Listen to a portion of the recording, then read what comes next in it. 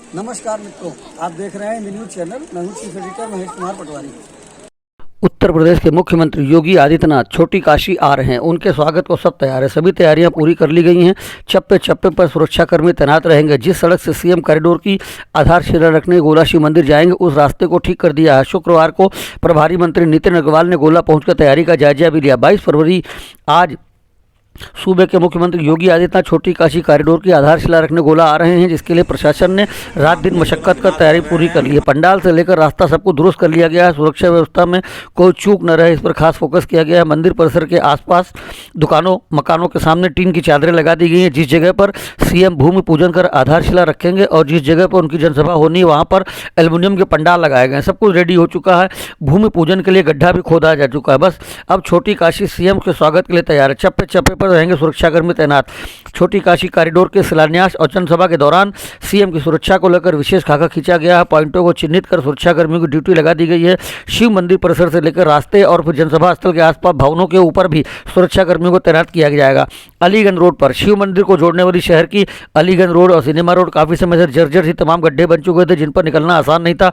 काफी प्रयासों के बाद प्रशासन ध्यान नहीं दे रहा था। सीएम का कार्यक्रम रखने के बाद इन दोनों सड़कों पर आनन फानन में पैच वर्क का काम किया गया, जिससे सीएम को शिव मंदिर आने जाने में दिक्कत न हो। रास्ते में आने वाले पेड़ों की छांट दी गई। जले मुख्यमंत्री के कार्यक्रम और 26 फरवरी को महाशिवरात्रि पर्व के मद्देनजर नगर पालिका द्वारा तय किया गया था शिव मंदिर के निकट पवित्र तीर्थ में साफ कर जल भरा जाएगा। गुरुवार रात से जल भरने का काम शुरू हुआ। शुक्रवार को सुबह न जाने क्या हुआ, तीर्थ से जल निकाला जाने लगा। नगर पालिका के अधिकारी भी इस बाबत कुछ नहीं बता पा रहे। सुरक्षा को लेकर बंद रहेंगी गलियां।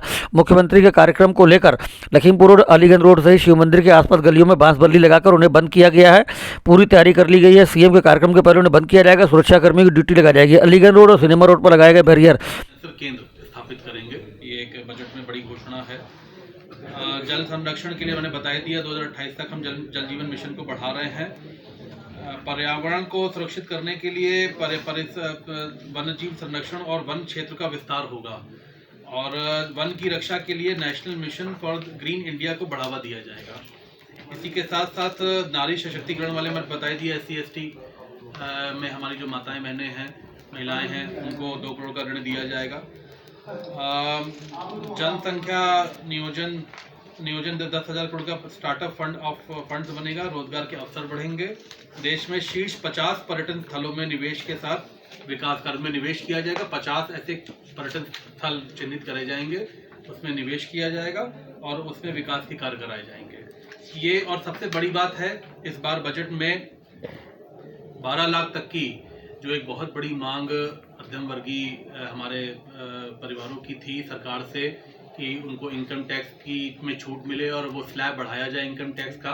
अब की बार सरकार ने 12 लाख तक की इनकम पे को टैक्स फ्री किया है। कोई भी टैक्स नहीं देना पड़ेगा। इस स्लैब को काफ़ी बढ़ाया है। इससे बहुत करीब 1.5 करोड़ से ऊपर परिवारों को इससे लाभ मिलेगा। एक बड़ी घोषणा केंद्र सरकार ने करी है। आंगनबाड़ी में पोषण 2 की शुरुआत होगी और 1 करोड़ गर्भवती महिलाएं इससे लाभान्वित होंगी। ये कुछ मुख्य बातें थी बजट की जो को बढ़ावा दिया जाएगा। जनसंख्या नियोजन में 10,000 करोड़ रुपए का स्टार्टअप फंड बना रहे हैं। रोजगार के अवसर बढ़ेंगे। देश में शीर्ष 50 पर्यटन स्थलों के निवेश के साथ विकास कार्य कराए जाएंगे। ये 50 पर्यटन क्षेत्र चिन्हित करेंगे हम, देश के बड़े 50 पर्यटन क्षेत्र, और उसके विकास की कार्य योजना बनेगी और उस पर काम होगा। गरीबी उन्मूलन शहरी गरीबों के लिए नई योजना सरकार आएगी और PM स्वनिधि योजना में 30,000 रुपए तक की लिमिट का क्रेडिट कार्ड भी हमारी सरकार उपलब्ध कराने जा रही है। नारी सशक्तिकरण में मैंने पहले बताया है कि जो हमारी SC/ST वर्ग में जो हमारी महिलाएं हैं, उनको उद्यमी महिलाओं को हम लोग ऋण उपलब्ध करा रहे हैं। उनको पहली बार उद्यमी बनाने में एक बड़ी भूमिका हमारी सरकार करने जा रही है। और आंगनबाड़ी और पोषण की शुरुआत होगी, जिसमें 1 करोड़ गर्भवती महिलाएं लाभान्वित होने जाएंगी। ये एक बड़ी योजना है जो केंद्र सरकार ने बजट में प्रावधान किया है। ये कुछ मुख्य बातें हैं जो मोटी चीजें हैं जो हमारी सरकार ने इस बजट में पेश किया है। एक बड़ा बजट है क्योंकि हर क्षेत्र में, चाहे वो कृषि हो, चाहे स्वास्थ्य हो, शिक्षा हो, रक्षा का क्षेत्र हो, गृह विभाग हो, और हर क्षेत्र में प्रधानमंत्री जी ने अपने मेक इन इंडिया, आत्मनिर्भर भारत, विकसित भारत के जो उनका विजन है कि हम 2047 तक हमारा देश विकसित भारत हो, डेवलप नेशन हो, उस कड़ी में अपने विजन को देश की जनता के सामने रखा है। और मैं मानता हूँ कि कुल मिलाकर जो ये बजट आया है, ये चाहे वो ग्रामीण अंचल हो, चाहे वो शहरी क्षेत्र हो, समग्र विकास का एक खाका केंद्र सरकार ने हमारे सामने रखा है। और हर क्षेत्र में बजट में वृद्धि करने का काम हमारी सरकार ने किया है, बजट को बढ़ाने का काम किया है। हर क्षेत्र में हम चाहे वो मानव ह्यूमन रिसोर्स की बात करें, चाहे वो टेक्नोलॉजी की बात करें, हर क्षेत्र में इसको लाने का काम कर रहे हैं कि हम टेक्नोलॉजी के क्षेत्र में कैसे प्रोडक्टिविटी को बढ़ाएं, कैसे जीडीपी को बढ़ाएं। और जो $5 ट्रिलियन इकॉनमी बनाने का लक्ष्य आदरणीय प्रधानमंत्री जी ने देश के सामने रखा कि हम अपने देश की अर्थव्यवस्था को $5 ट्रिलियन इकॉनमी पे पहुंचाएंगे, ये निश्चित तौर पे जो बजट आया है और जो बातें हैं बजट में जो घोषणाएं हैं, वो $5 ट्रिलियन इकॉनमी बनाने में एक मील का पत्थर साबित होंगी। और नहीं बढ़ाया हुआ है, तो इसको लेकर के भी क्या चल रहा है? नहीं, देखिए 370 रुपये प्रति कुंटल का गन्ने का मूल्य है। हर साल ट्राली गन्ने को लाने में करीब 7 से 8 हज़ार रुपये हर साल मूल्य बढ़ाया जाता है। और हम लोग देखते हैं कि उसमें डेफिनेटली उसमें सरकार काम कर रही है, और जहाँ जब जरूरत पड़ती है देखते हैं उसमें मूल्य को, गन्ने के मूल्य को हम लोग बढ़ाने का काम कर रहे हैं। सर, बात अगर की जाए एमएसएमई की अंडर में, अगर हम लोग लोन चाहते हैं तो बैंक मनमानी कर रहे हैं, ऐसा क्यों? जबकि गारंटर केंद्र सरकार अपने आप को मानती है, ऐसा क्यों है? देखिए, इसमें डीएम की अध्यक्षता में कमेटी बनाई गई है, और डीएम्स को ये कहा गया है सरकार ने कि आप 15 दिन में एक बैंकर्स के साथ जरूर मीटिंग करें।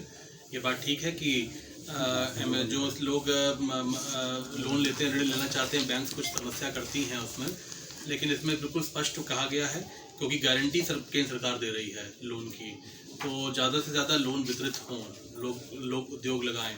उसकी एक कमेटी बनी हुई है डीएम की अध्यक्षता में, उसको उनको स्पष्ट कहा गया है कि आप टाइम टू टाइम इसकी बैठक करेंगे, और इसमें आप देखेंगे कि कहाँ पे अगर कहीं पे ऋण अगर नहीं मिल रहा है तो क्यों नहीं मिल रहा है और क्या समस्या आ रही है, उस समस्या का समाधान हो। सर गोला जैसे आप लोगों के उससे सहयोग से कॉरिडोर बनने जा रहा है, हम लोगों के लिए सबसे बड़ी खुशी की बात है। लेकिन आने वाले समय में सर यातायात की समस्या होगी, जान की समस्या होगी, जो हम लोग जूझ रहे हैं। खासकर अलीगंज रोड हमारा जो है काफ़ी कुछ है, जिसमें विधायक का अच्छा प्रयास रहा है, कॉरिडोर को रिंग रोड को लेकर के उन्होंने प्रयास किया है, तो इसमें भी क्या कुछ इन फ्यूचर? देखिए, पहले तो कॉरिडोर की पहले बहुत सालों से कोशिश हो रही थी, और विधायक जी के पिताजी ने इसकी शुरुआत करी थी, और उन्होंने इसकी कार्य योजना बनाने का काम शुरू किया था। ये सबसे पहले तो बहुत बधाई है, आप लोग को बड़ा बधाई है कि कल उसका शिलान्यास माननीय मुख्यमंत्री जी के कर्तव्य से हो रहा है। एक बड़ी मांग थी और बड़ा काम कि गोला गोरखनाथ, जो एक छोटी काशी भी कही जाती है, उसका एक अच्छा विकास होगा, एक अच्छा कॉरिडोर बन के लोगों को सुविधाएं मिलेंगी। जो हमारे दर्शनार्थी जो वहाँ पे जाएंगे दर्शन करने के लिए, उनको बेहतर सुविधाएं प्राप्त होंगी। दूसरा, कल ही एक बड़ा निवेश का भी शिलान्यास मुख्यमंत्री जी कल हम लोग द्वारा जो हो रहा है, तो कुंभी में बलरामपुर चीनी मिल में करीब 2800 करोड़ से लगने वाला बायोडिग्रेडेबल प्लास्टिक प्लांट का शिलान्यास हो रहा है। तो ये दोनों चीज़ें लखीमपुर डिस्ट्रिक्ट और ख़ासतौर से गोला, दोनों दोनों प्रोजेक्ट गोला के हैं और लखीमपुर डिस्ट्रिक्ट के हैं, तो एक बड़ा अवसर भी है। आप जाम की समस्या जहाँ तक आप बात कर रहे हैं, आप देख रहे होंगे कि लगातार हाईवेज़ को चौड़ीकरण हो रहा है, रोड्स का चौड़ीकरण किया जा रहा है, चाहे वो स्टेट हाईवेज़ हो, चाहे वो नेशनल हाईवेज़ हो। लगातार हम लोग सड़कों का विस्तारीकरण कर रहे हैं, चौड़ीकरण कर रहे हैं। जहाँ जहाँ माननीय जनप्रतिनिधियों के प्रस्ताव आते हैं, जहाँ जहाँ वो बात सरकार को देते हैं कि यहाँ पे ये आवश्यकता है चौड़ीकरण की, और सरकार स्वीकृत करती है और चौड़ीकरण कराने का काम करती है। आगे भी जो माननीय जनप्रतिनिधि गणों से जो भी